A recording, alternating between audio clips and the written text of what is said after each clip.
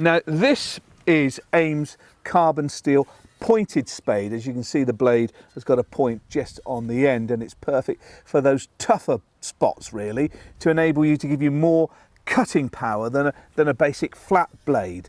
Plus it also has AMES comfort step at the top, as you can see here, to give you an extra helping hand and traction to push it into the soil. Now all of these spades are forged from high quality carbon steel, which is a great option for a spade.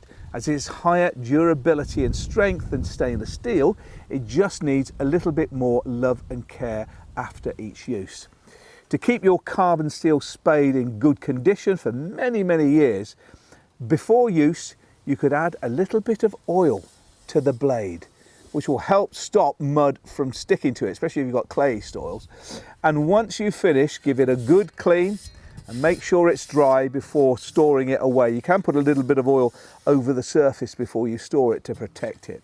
Another good tip is, if you are filling up a wheelbarrow, always put the bulk of the material at the front of the wheelbarrow, so the weight is on the axle of the wheel. You'll find it easier to lift and manoeuvre.